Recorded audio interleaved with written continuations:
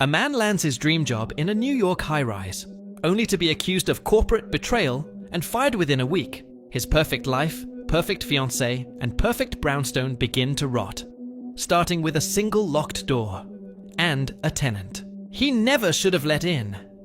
What happens when the man you think you know turns out to be someone you never saw coming?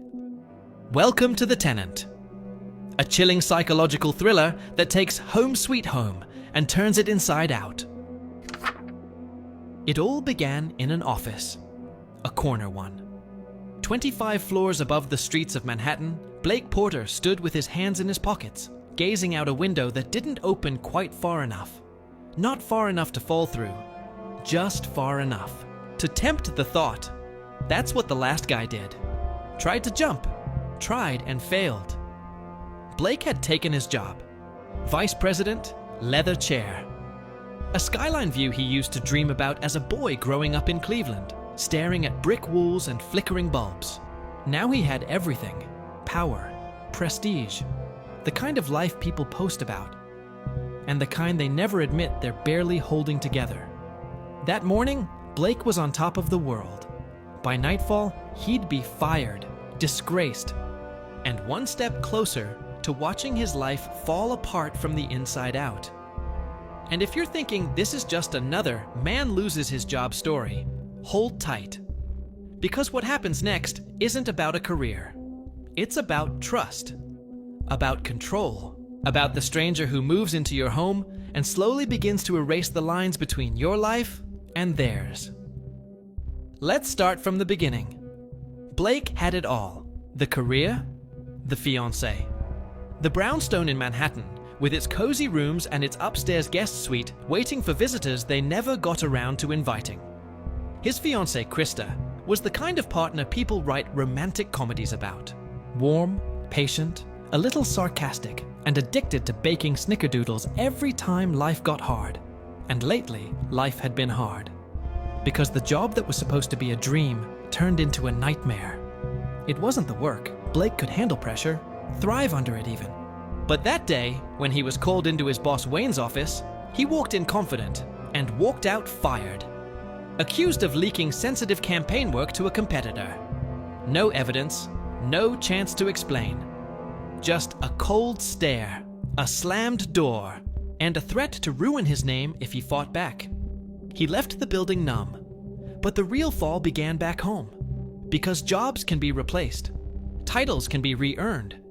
But what if the woman you love starts looking at you like she doesn't recognize you anymore? What if the mortgage you stretch to afford starts eating your savings? What if the only solution you have left is to open your front door to someone you've never met? Krista had the idea. Rent the spare room. Just for a while. Just until Blake got back on his feet. He hated the thought. Sharing their space? Their kitchen? Their privacy? But he hated the thought of foreclosure more. So they put up an ad. Cleaned all the place, made cookies for the guests, and waited. That's when the parade began. One tenant after another. A kickboxer who nearly punched a hole in the drywall. A woman with a wolf disguised as a dog. A man with a Linux hat and a drill who tried to rip into the wiring. And a strange woman named Quilizabeth, draped in robes and a silver hat, who sprinkled salt at their threshold to ward off evil spirits. After taking one look at Blake and Krista, Quilizabeth delivered a chilling prophecy. Blake would kill. Krista, right there on their living room rug. A vision she claimed she couldn't ignore. Blake dismissed it as madness, but the words lingered, an unsettling seed planted in Krista's mind. And then came her. With just a quiet knock on the door, a woman named Whitney Cross. And that's where everything started to change. She showed up in jeans and a hoodie. No crystals, no chanting, no drill tucked into a messenger bag. Just a duffel, a soft smile, and hair pulled into a loose ponytail. The kind of smile that says, "I'm not here to make trouble. I'm just glad to be considered." Her name was Whitney Cross. And from the moment she stepped into the brownstone, the air seemed to calm after the parade of oddballs, especially the unnerving Elizabeth. Krista greeted her with warmth. Blake, with a cautious smile and a chocolate chip cookie halfway to his mouth. It was supposed to be for the guests, but he'd given up on pretending to care. Until now. Because Whitney didn't seem like the others. She was polite, grateful. A waitress at a Greek diner just 10 blocks away. Said she saw their ad taped near the register.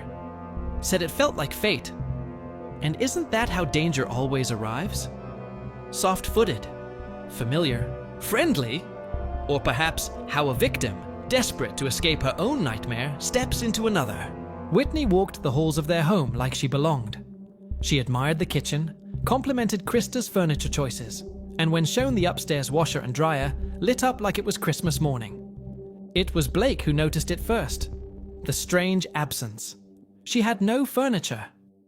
No boxes, just a couple bags that held everything she owned. When asked, she smiled and shrugged it off. "I've been moving a lot," she said. "You learned to travel light." She said it like it was a joke, but Blake didn't laugh. They showed her the top floor guest room, the one they'd meant to fill with laughter and late-night stories from visiting friends, or maybe one day a nursery. Now, it was being handed over to a stranger. Whitney loved it, said it felt like peace. Krista looked at Blake, silent question in her eyes. "Should we?" Blake hesitated, just for a second, and then he nodded. They agreed to run a background check. Ask for a reference, just to be sure. But Blake already knew. Deep down, he'd already said yes. Later that night, Blake sat alone in the living room, a cookie in one hand, Goldie's bowl glinting beside him, and he couldn't shake the thought, what kind of 30-year-old has no furniture? What kind of person drifts through life with nothing to tie them down? She said she needed a place to stay, but maybe what she really needed was a place to disappear. It started small, just passing glances, quick smiles in the hallway. Blake told himself he was just being polite, courteous. That's what you do when you share a space with someone. You acknowledge them. You offer help with their bags.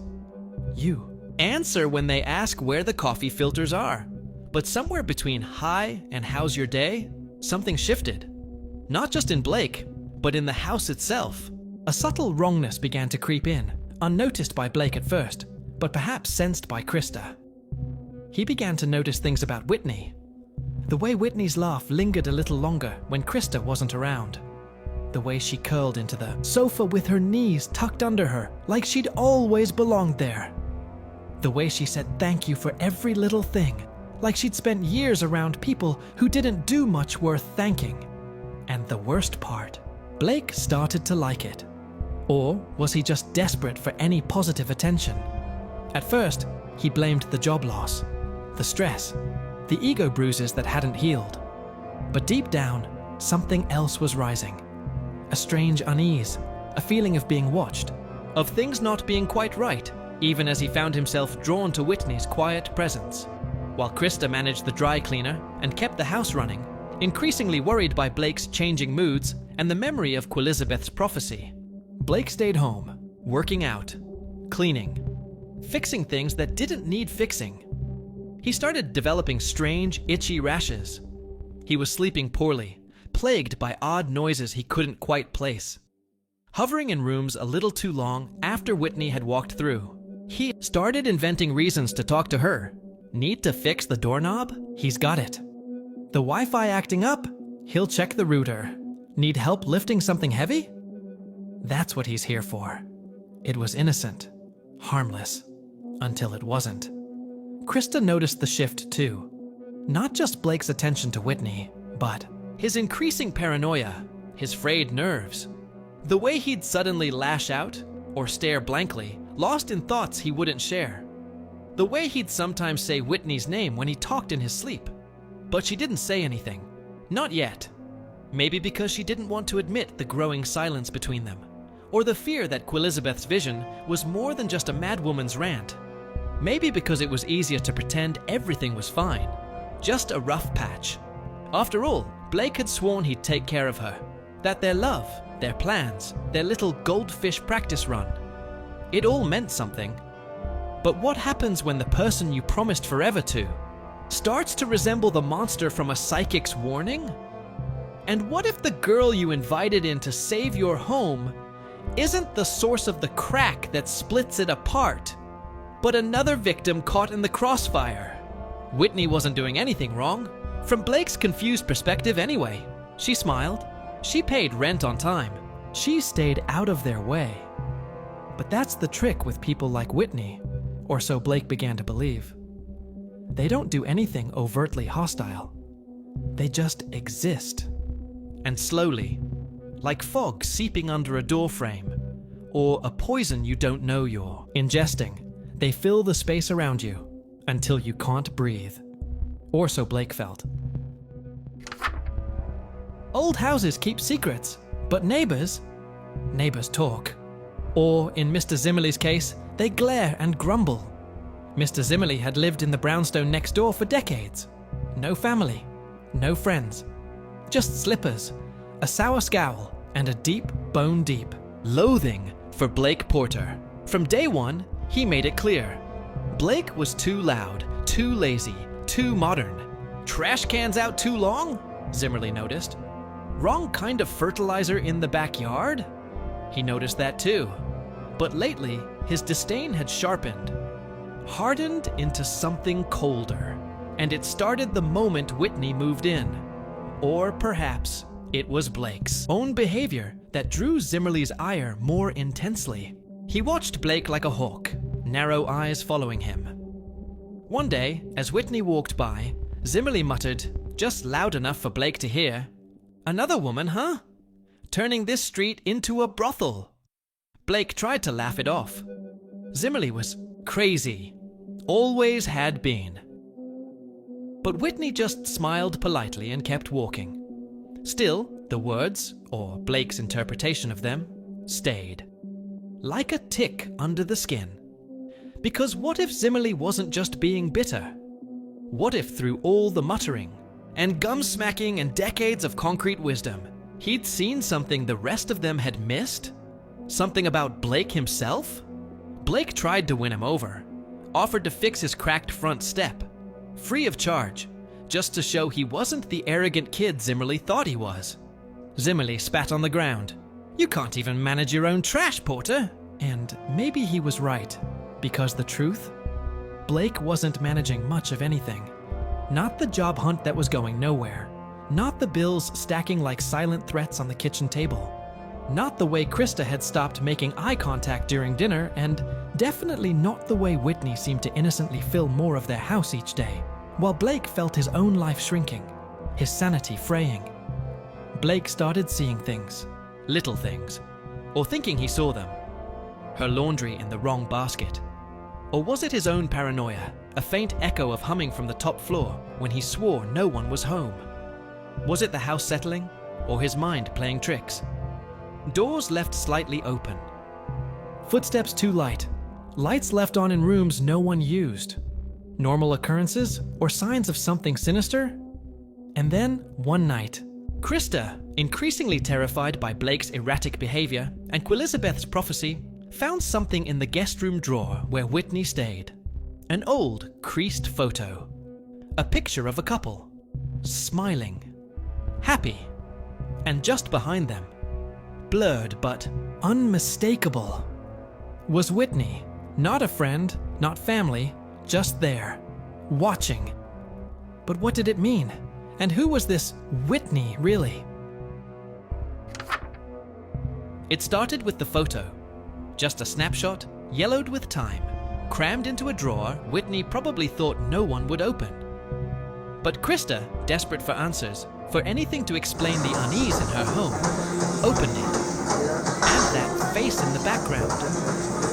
Whitney's face changed everything for Krista.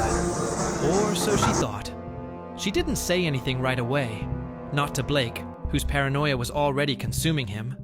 Not even to herself, fully.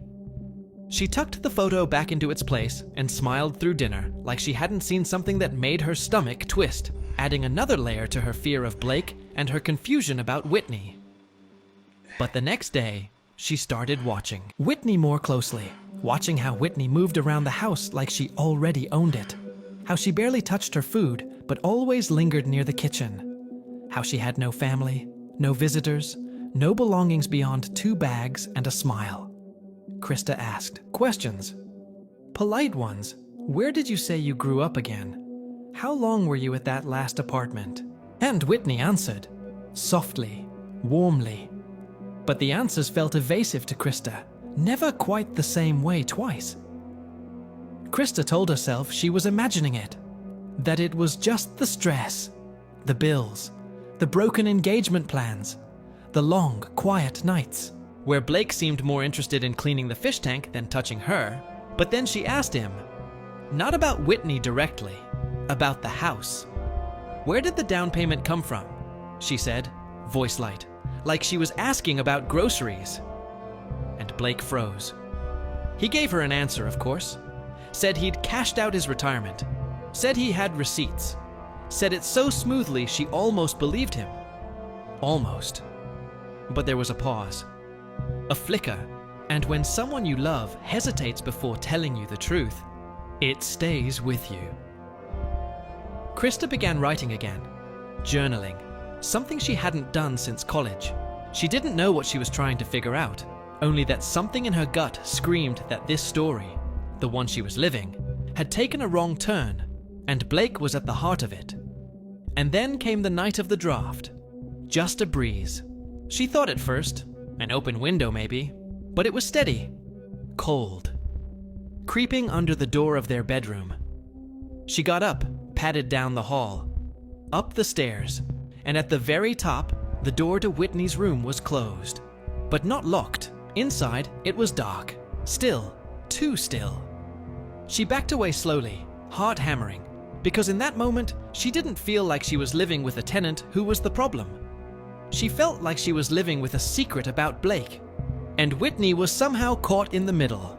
Or worse, that Whitney was a target.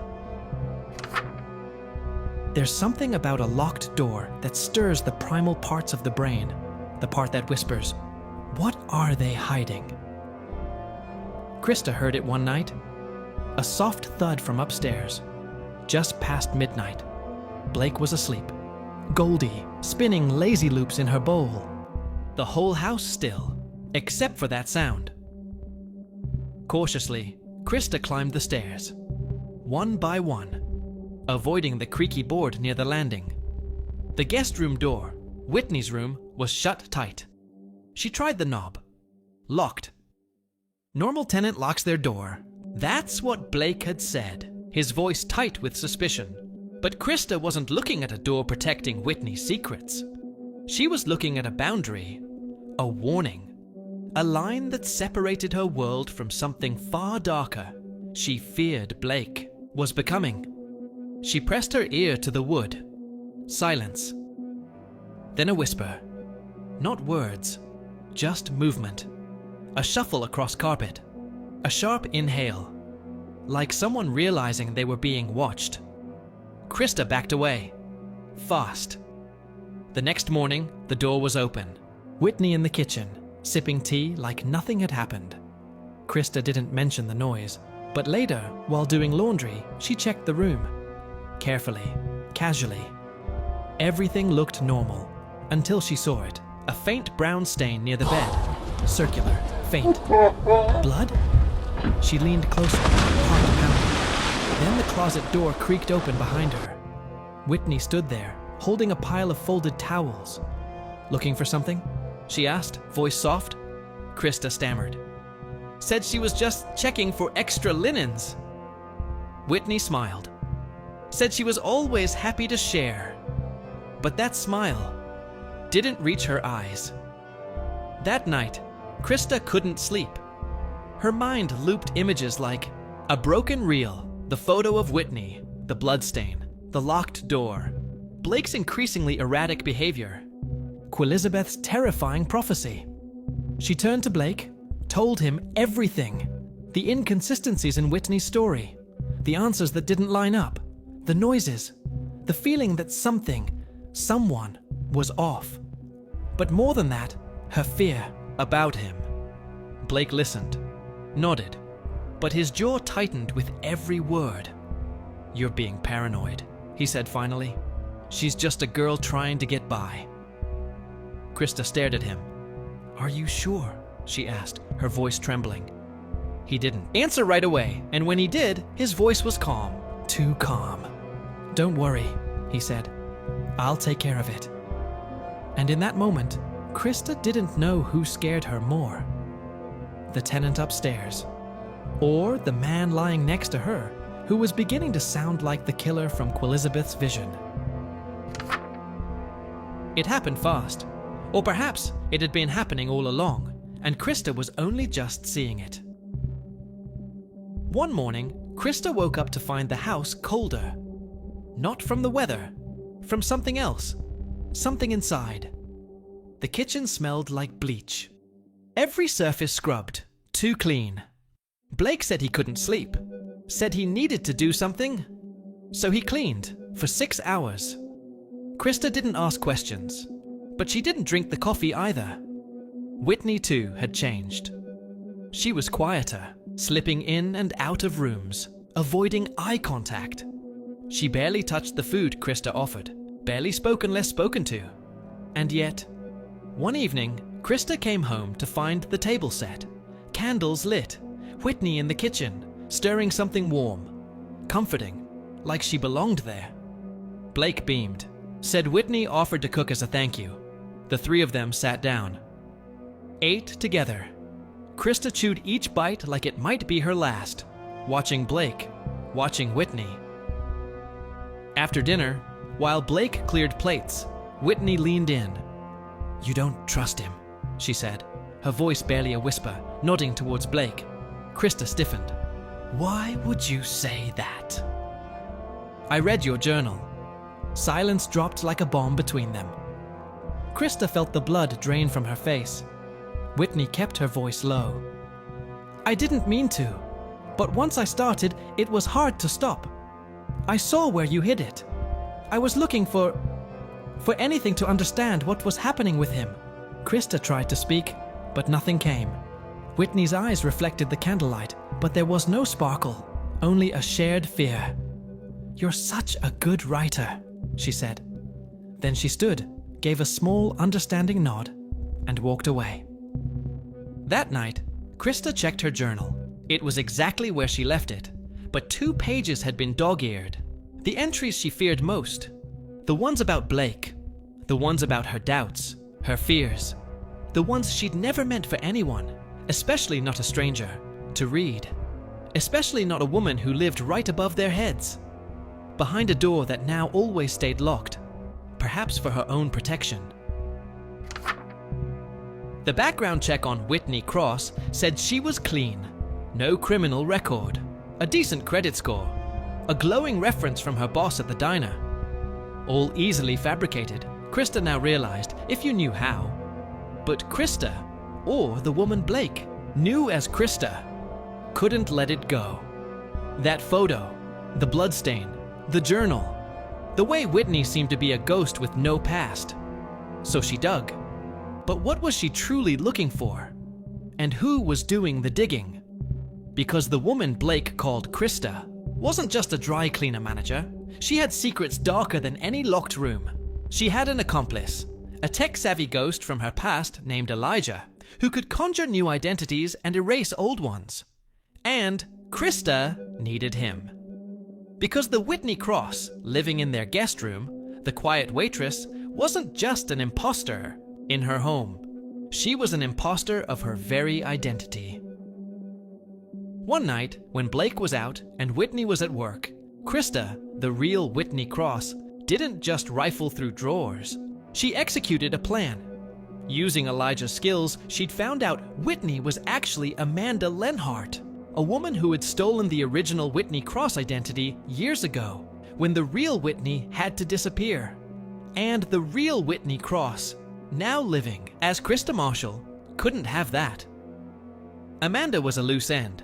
The name Amanda Lenhart, found on a printout Krista now discovered in the guest room, wasn't a true discovery for Krista. It was a weapon. The woman Krista knew as their tenant, The one using her birth name was officially listed as missing, reported 6 months ago, last seen in New Jersey. This was the story Krista would feed to Blake. Back home, she confronted Blake, showed him the printout, told him everything, or her version of it. The lies, the fear, the feeling that they had let a predator, Amanda Lenhart, into their home. Blake listened, his face a mask of confusion. Then, to Krista's feigned shock, he laughed, a harsh, frayed sound. "You're being dramatic," he said. "So what if she used a fake name? Maybe she's scared, hiding from someone. Doesn't make her dangerous." Krista stared at him. She didn't recognize the man in front of her. He used to protect her. Now, he was defending the woman who had invaded their home and read her diary. Blake tried to touch her hand, but she pulled away. That night, Krista locked their bedroom door. She told Blake she slept with a hammer under her pillow. She was laying the groundwork. Blake was becoming unhinged, erratic, dangerous. Soon, everyone would see it. Blake was unraveling, just as Krista planned.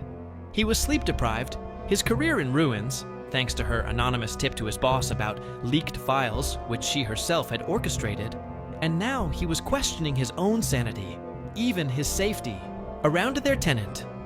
She'd poisoned his relationship with Amanda, the fake Whitney, turning them against each other.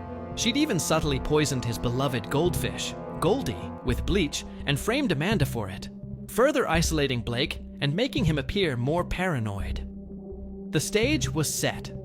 Krista had one last gift for Blake, a batch of his favorite snickerdoodle, cookies laced with a slow-acting poison, tetrodotoxin, enough to incapacitate, to make it look like a suicide, especially with the note she'd slip into his jacket pocket, a note she had forged in his handwriting. "After all the lives I've taken, I can't go on." The perfect confession. The plan. Blake would eat the cookies. He would die. Before that, or shortly after, she would deal with Amanda. It would look like Blake, in a fit of madness, had killed Amanda, and then himself. And the real Whitney Cross, the grieving fiancée Krista, would inherit the brownstone, free of Amanda, and finally, truly, be able to reclaim her old life. But even the best laid plans can go awry. What happens when your victim doesn't follow the script?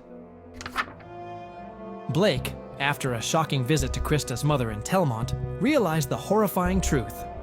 His fiancée Krista was Whitney Cross, a manipulative and dangerous woman. He raced back to the brownstone, already feeling the initial sickening effects of the poisoned cookies Krista had given him. He burst in, weak and disoriented, his vision blurring, to a horrifying scene. Krista was lunging at Amanda with a kitchen knife. "Krista!" he gasped, his words slurring as he stumbled. Amanda, terrified but fighting for her life against the woman who had been slowly setting her up, managed to wrestle with Krista. In the desperate, bloody struggle, Amanda, though wounded herself, plunged the knife into Krista. Blood. Everywhere. Krista collapsed, the life draining from her. Blake, succumbing to the poison, fell to his knees, watching his fiancée, the architect of his ruin, die. Amanda, bleeding from her own stab wound, managed to call 911. Police. Sirens. Flashing lights. It all blurred together for Blake before he lost consciousness. He was rushed to the hospital, barely clinging to life. Krista was dead. Amanda survived, her story one of a terrifying attack by her landlords. With Krista dead and Blake near death, the suicide note found in Blake's pocket seemed to seal the case. A tragic murder-suicide. But Blake survived. With the mastermind dead, what truths would finally surface from the wreckage of their lives? And who was Amanda Lenhart, the woman who stole Whitney's name, really? Weeks later, after Blake's miraculous recovery from the poisoning, the brownstone was quiet again. Krista, the woman he had loved, the woman who was actually the manipulative Whitney Cross, was gone.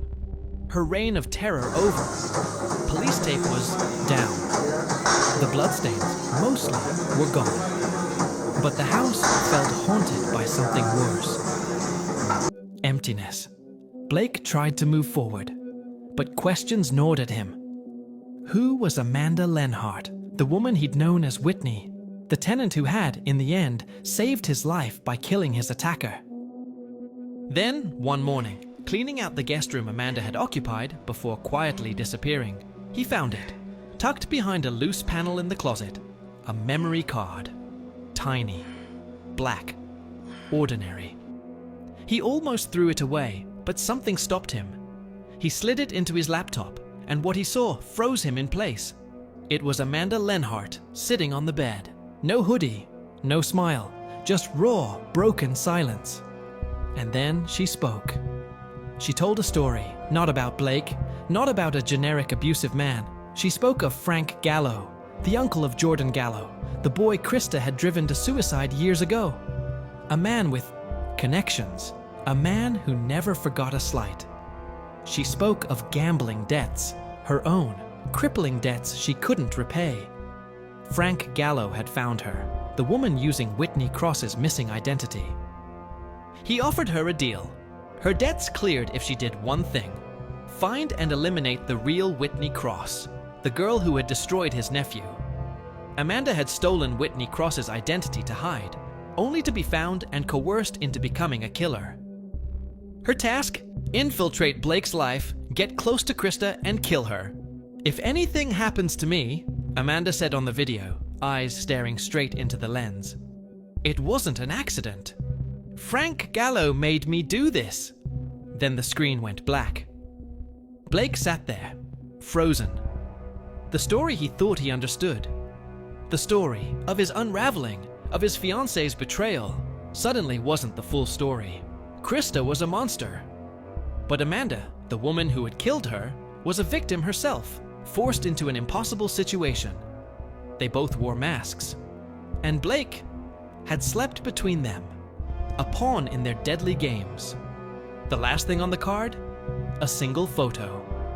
The one Krista had found in the drawer weeks ago, the one that made her suspect their tenant of being an imposter. Only this version was clearer, and in the center, no longer in the background, stood Amanda Lenhart, the Whitney from the diner, smiling directly at the camera. A file photo, Blake realized. The one Frank Gallo's people must have used to identify Amanda, and the same photo the real Whitney Cross, as Krista, had used to recognize the woman who had stolen her identity when Amanda first applied for the room. It was how the real Whitney knew exactly who Amanda was from the very beginning. The tenant isn't just about a stranger who moves in. It's about the walls we build and the truths we hide behind them. It's about how sometimes the most dangerous people don't break in. They're invited. And sometimes the person you invite in to save you from one monster is simply a different kind of monster, or a victim forced to become one. Blake, Amanda, Krista, victim, villain, witness. All three, all at once, in a twisted dance of deception and survival. So if you've ever thought about renting your spare room, think twice. You never really know someone.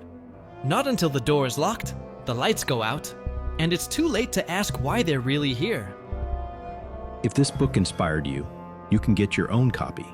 Link in the description. Subscribe now for more life-changing book summaries.